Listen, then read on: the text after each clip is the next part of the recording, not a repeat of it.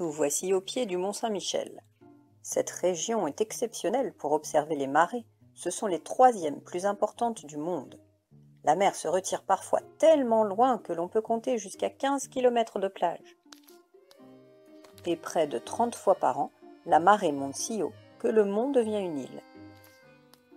Il y a 9000 ans, des familles vivaient déjà ici près des côtes. Ces personnes ont vu la mer dans cette région lorsqu'elle était 30 mètres plus bas que son niveau actuel.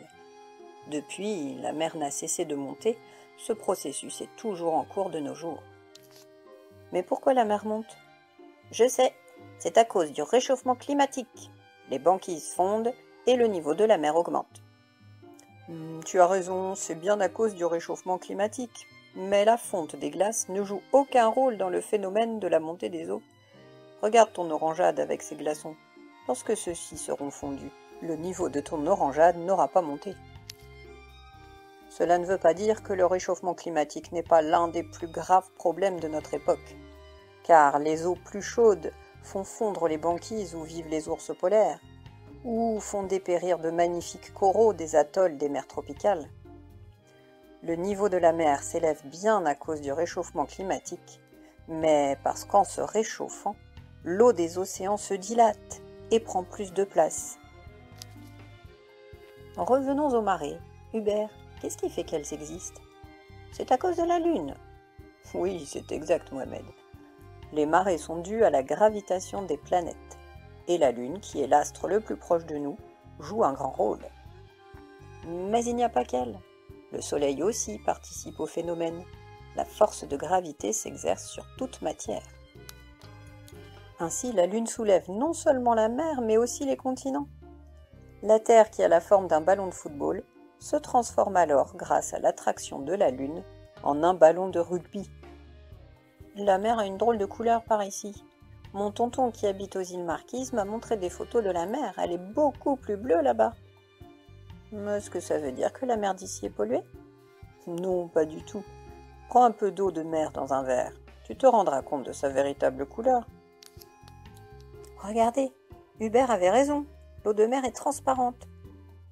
Et si tu fais l'expérience aux îles Marquises, tu remarqueras qu'elle est tout aussi incolore. Mais pourquoi ne la voit-on pas transparente alors?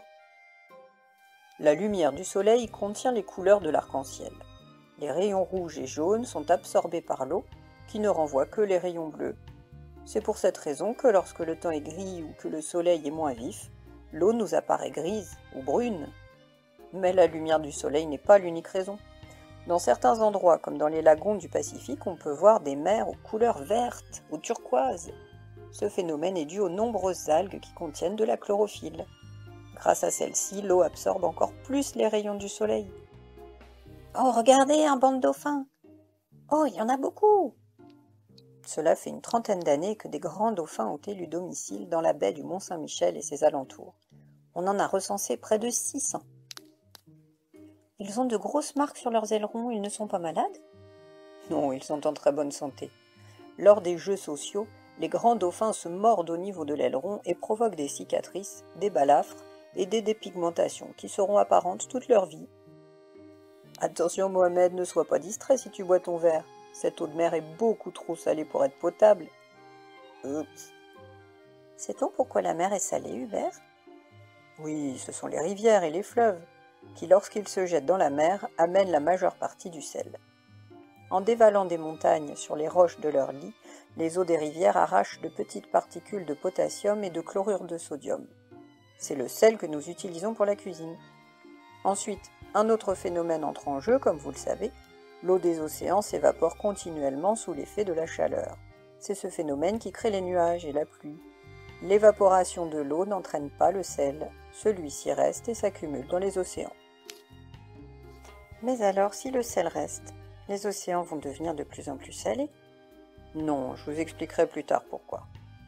Et maintenant en route. Pour bien comprendre les océans, le mieux, c'est encore de prendre la mer. Et faisons cap vers le grand large.